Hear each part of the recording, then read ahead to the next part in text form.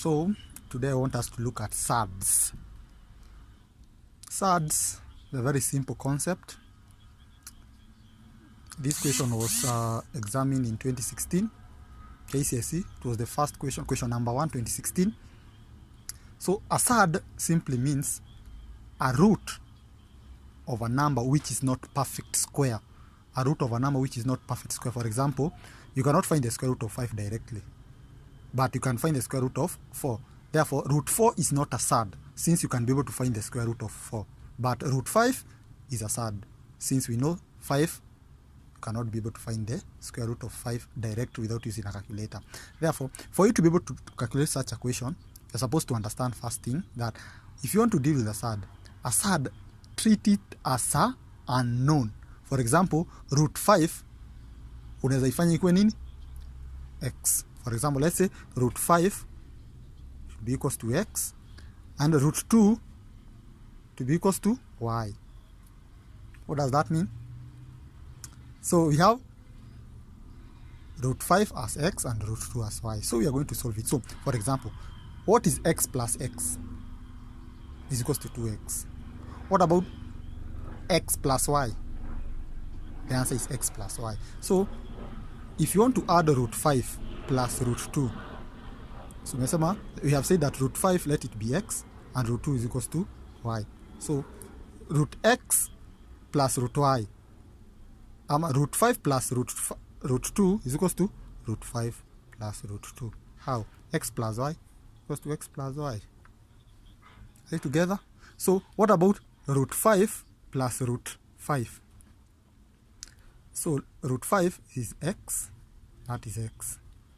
X plus x is equals to 2x. Therefore, root 5 plus root 5 is equals to 2 root 5.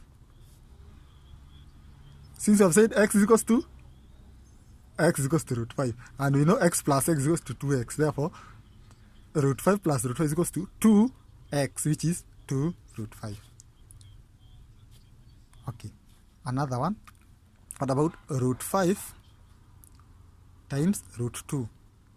So, root 5 is equals to x, root 2 is equals to y. What is x times y is equals to xy. Therefore, root 2 times root 5 is equals to root 5 times 2, which is the same as root 10. Another example, root 5 divided by root 2 is x, this is y. X divided by y equals to x over y. Therefore, root 5 divided by root 2 is going to be root 5 over 2. Let's go to root 5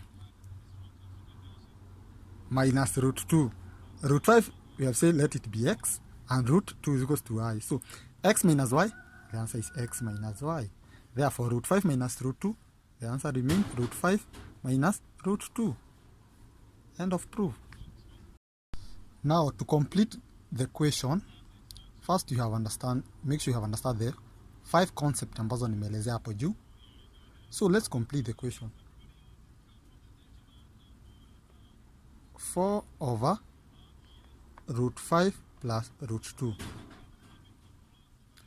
minus 3 over root 5 minus 2 minus root 2. So let's start with the first one. You separate this question into two for the first part and the second part. So let's start with 4 over root 5 plus root 2. The first thing, you rationalize the denominator. To rationalize the denominator means you multiply both sides the numerator with the subjugate. Subjugate means the negative of the denominator.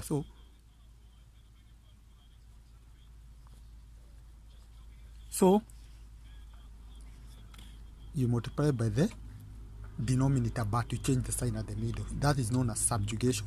So when you multiply, I think I've taught you how to multiply, so let's start with this one. So when you multiply 4 times this one, you open that, is going to be 4 root 5 minus 4 root 2 over, so let's go to this one. Now this one you expand like what do we call it? like an equation. For example, have you ever been told by someone x plus y multiplied by x minus y? You want to x plus y, x minus y. The concept, the algebraic concept. We are told that the answer is x squared minus y squared. So you have this x plus y, x minus y. So when you multiply this one, you're going to get x squared minus y squared. Therefore, when you square this one, the same as what? You square the first one and the last one. So it will be root 5 square is times root 5 minus root 2 multiplied by root 2. And we know, so the answer is going to be 4 root 5 minus 4 root 2 over root 5 times, so it's going to be root 25 minus root 4, which gives us what? 4 root 5 minus 4 root 2 over root 25, you know the answer is 5, minus 2, which gives us what? 4 root 5 minus 4 root 2 over 3.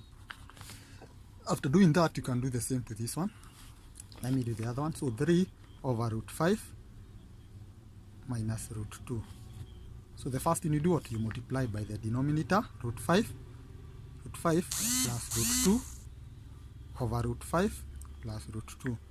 So we have changed. If here it's negative, it becomes positive now.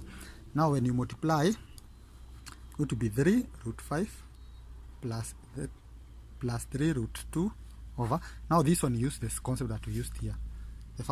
When you have x plus y and x minus y, you just square the first one and the last one. So when you square, this is going to be root 5 times root 5 minus root 2 times root 2. It's going to give us what? 3 root 5 minus 3 root 2 over root 25 minus root 4, which gives us what? 3 root 5 minus 3 root 2 over 3. So you have this one and have this one. Then you do what? You subtract them. And since they have the same denominator, when you subtract something with the same denominator, the final answer is going to be what? So when you take 4 root 5 minus 4 root 2 over 3 minus 3 root 5 minus 3 root 2 over 3. So the denominator is the same. Therefore, the final answer should have 3 at the bottom. Then you subtract the first 2. Then you get. You can leave the answer at that position. Then you're going to get your. The only thing you're going to miss is like a half a mark. But I think you can be able to complete from there. That was a very simple question. So let me repeat that question. What we said. The first thing, you multiply by what?